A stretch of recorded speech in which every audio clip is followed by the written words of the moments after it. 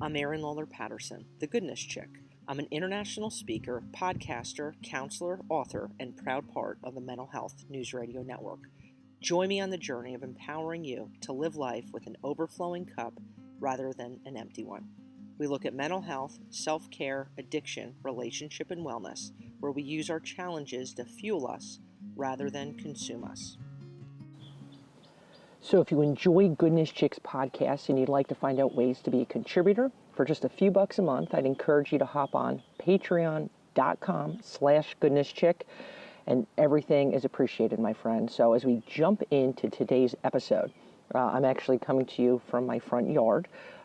We are in kind of the thick of things when it comes to the coronavirus.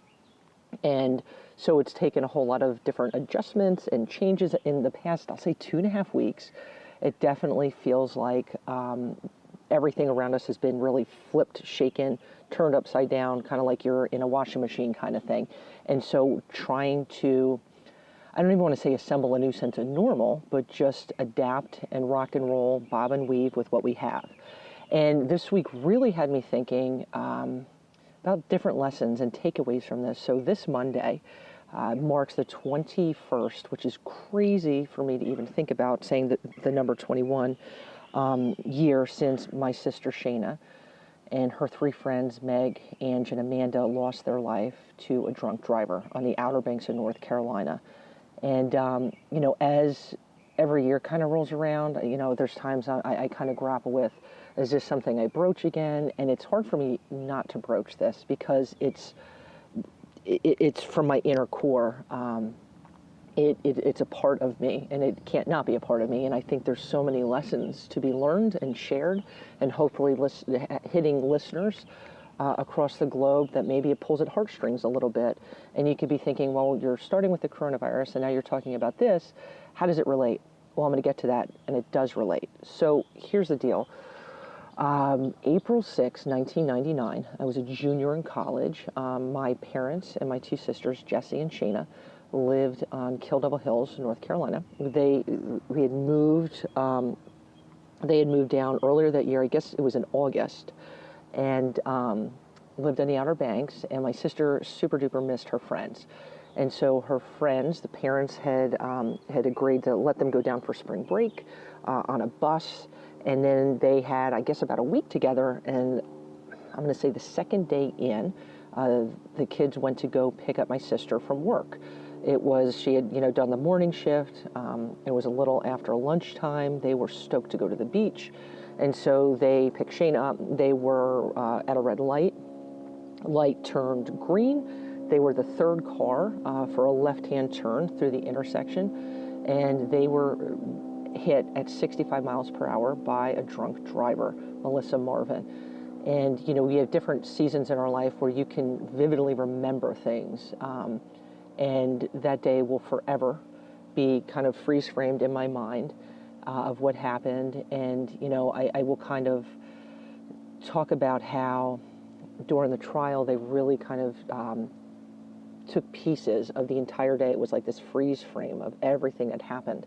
And what I took away in that week, and it was a heck of a week, was how she was intoxicated. And Melissa went, I think it was to 2 bars. She went to a surf shop. She went wherever else she was, and people verbally had said, they knew she was intoxicated, and they chose not to say something. And I think in the United States and different parts of Europe even, sometimes there's this mindset of this is my life and these are my choices, and you need to kind of keep a distance and mind your own business. And for selecting what kind of pasta you want to eat, I say go for it. You want to live on the edge and get the swirly twirly stuff, go for it.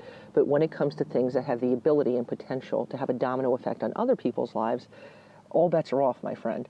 And this is where us as human beings, it's learning to have our voice and using it because we were given a voice, as well as taking a step back, us and the people around us that we care about, and thinking, will this decision have implications and consequences for other people? And if so, what do I need to do differently? When you lose somebody, and what's so kind of weird, and I guess kind of normal or whatever that is now, in these past 2.5 weeks, We're socially isolating. Both, my husband's now doing long, distance teaching from home. My son is, I say God bless his teachers. I want to buy both of his teachers a car at the end of this, which isn't going to happen, I'm sorry, but meaning holy smokes, their patience and they are a gift to our society, educators, golf clap all the way. But I'm attempting, teaching Jack at home and juggling everything as we know it. Life changes, right? Things, there's no normal right now. And I just think about during this time, I thought a lot about the different people in my life that aren't here anymore. And especially right now on Monday, marking 21 years since not having my sister here, I miss I think about my grandma and all these different people that have really touched my heart. And maybe that's what a crisis or whatever does. I think back to different things I've been through my life. I guess that's the case, but, kind of coming back a little bit, I'm thinking about my sister and it's hard, when you've lost somebody. And for those of you guys, and I know there's many of you, when you lose somebody, it really stinks. And there's a saying that, time heals all wounds. I don't really agree with that. For the rest of my life, until I take my last breath, I'm missing my sister. Sorry. Has my heart, the gaping wound changed and the acuity of the ache? Absolutely. It's changed over the years, and different times of the year it's harder than others. And that's, I think, for really everybody when you've gone through a loss. And what I think about is, how important our decisions are and how we have the ability to really be a superhero or a game changer in life. And especially, I'm linking this right now to what's going on with the coronavirus. And I'm not hearing this as much anymore, but I'm still seeing it, where the importance of social distancing. I have heard people say, I've seen people post things online, kind of flaunting it, I don't need to social distance. 23 years old. I am young and healthy. And not taking time to take a step back and say, there's people in the world outside of you. Just the other day, here in Vero Beach, social isolating is thrown out there. They have going on the public beaches. Public access points is forbidden, but the private accesses are not. So there are still a handful of people. And in the morning, I seriously, not even kidding, hundreds and hundreds of miles on my bike riding around with Jack, just because we like the fresh air. I think it's important to get sun and be outside, but while being responsible socially. We do that every day, a few times a day. We also, early in the morning, we do go on the beach. There's really nobody around. We make sure we stay super distant. And 2 or 3 days ago, we were there, and there were 2 different sets of people that were there in groups of I'm going to say 10 or 12 people. One looked like they, were kind of on spring break. Others, and I found myself getting really angry. And I went up to the one group, and I wasn't mean, but I was assertive in saying, what you're doing is socially irresponsible. It's mean. It's selfish. Do you have a grandparent? Do you have somebody that has an autoimmune disease in your life? Do you have somebody with a compromised immune system? Do you have somebody that you love? And how this can be contracted to them. And through these next few weeks, months, or whatever the heck it is, we've already lost lots and lots of lives. And what I've learned that in the past 21 years is my sister on the books is a statistic. But my sister is my sister. My sister is my somebody. My sister was like the air I breathed. I miss her. I miss her. And so when we think, well, think about those statistics. That's somebody's brother, somebody's best friend, somebody's neighbor. It's somebody.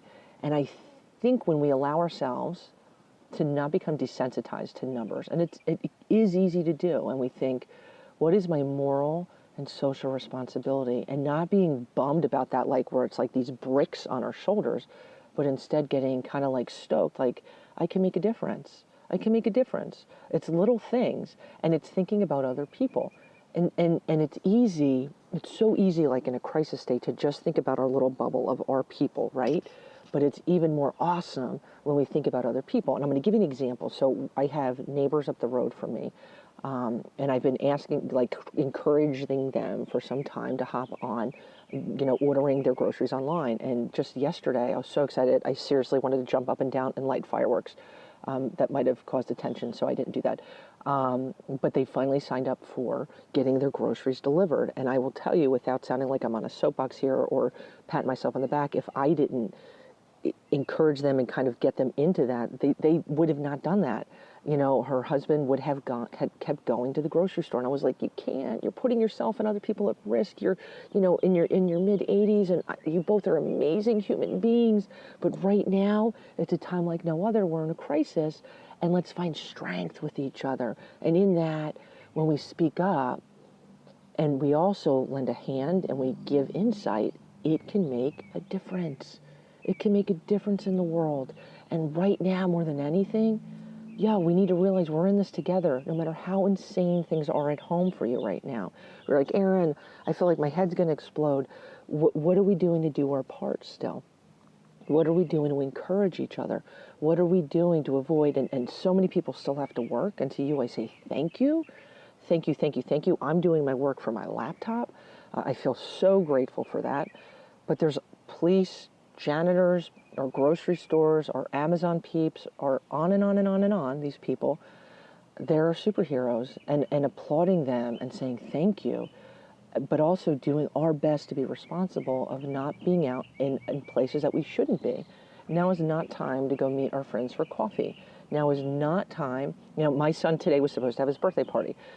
He is super bummed, right? We were going to have a big bounce house, and I had a little popcorn machine set up, and it was like, Pete the Cat, birthday cake, and we were going to have an Easter egg hunt. Well, that all came to a screeching halt because no way, Jose, that's not happening. And it'll happen at some point. And reminding ourselves there will be a some point. There will be a light at the end of the tunnel, but what our decisions are right now are really important. And it's easy kind of going back to my sister and the girls. It can be easy to stay quiet sometimes. I think about the people on April 6th that decided to stay quiet, and I wonder sometimes, does that carry with them? Do they think that their voice, do they ever think about that? I think I'm actually very curious about that if I said something that was super easy to say, yo, I'm going to call you a taxi, I'm going to take your keys, why don't you not drive? Something like that consisted of 8 to 10 words, like 4 people would have still been here today. And Michael, the only survivor, that still carries with him. Our decisions are not just limited to ourselves. And the whole driving under the influence thing, although Lyft and Uber are still out there and people utilize, right? There are still some people that'll say, well, I'm buzzed. I'm just a little buzzed. I'm okay. I could go up the road. It's no big deal. I've actually really had some issues in relationships over the years where, I go out and meet friends and, just have another beer. I'm not having a beer. Like, for me, and I'm not preaching to anybody here, but my personal conviction is I'm not having anything in my body. I'm not drinking any form of alcohol and getting behind the wheel. I can't do it. But I'll say to people that are out and doing whatever, like if you're buzzed, if you like, buy one of those there's the keychains on Amazon that are really inexpensive where you could blow in, and what's your BAC? What is it? Because when we put anything in our body, our reflexes, our response time is different. And it's not just alcohol. It could be pills, it could be weed, PCP, cocaine, heroin, whatever, anything that alters your mind, and plenty of medications should be driving. And the difference is between, my Jeep, I love my Jeep, I dig my Jeep, right? It's my thing, it's my zen, it's my therapeutic component in my life. But my Jeep's different from me sitting in my Jeep, driving my Jeep, to if I stop at a pub and I have a few beers and then I get behind the wheel and I proceed to turn the key. Now that car, that super awesome Jeep becomes a weapon. And too often there are people that take that kind of crapshoot. It's not a big deal. It is a big deal. And speaking up for what is right. I've said this to students over the years, like seriously, probably 1,000 times, where I'll say it's easy to say somebody's a friend. But when the test comes about to say, are you really a friend of speaking up when something's not kosher, right? If somebody is getting ready to get behind the wheel, somebody's doing something they shouldn't be doing, you're really a friend if you speak up. You're really a friend when you decide to utilize your voice, because it's too easy to say, it's not my problem. Well, it's all of our problems, because every cross that's on the side of the road, every little, flowery thing, whatever they're called, wreath, and you could say, oh man, it's easy to just pass. I think about every time I pass one of that, like it's, who was that? Whose story is now kind of just, it's this cross with a name on it. It's that's somebody, and it could have been prevented with so many things during the course of our day and our life, that we just use our voice. We speak up and we get excited about, you know what, I'm going to use my voice to change the world. And our kids, our nieces, our nephews, our grandkids are watching us. What do we do when we're presented with something? Do we stay quiet? Don't worry, that's not our business. Or do we speak up? And it's not being confrontational, it's not being rude, it's not being mean, right? Because that's not part of the deal. It's being assertive and getting our humanity on, getting our social responsibility on. Because when we do, dude, it's the right thing to do. You're a superhero with an invisible cape. Rock it on, man, and do it. And it's so cool, because you will never know the magnitude that your voice has carried. You won't, because not everybody's going to tell you, but you will make a difference. And in times like these, that's a pretty sweet thing to think about. It's absolute positivity. And get your positivity on now, my friends. I say from the bottom of my heart, rock out our voice and let's make a difference in the world. Because when we all collectively do, because we're all in this together, amazing, amazing things happen.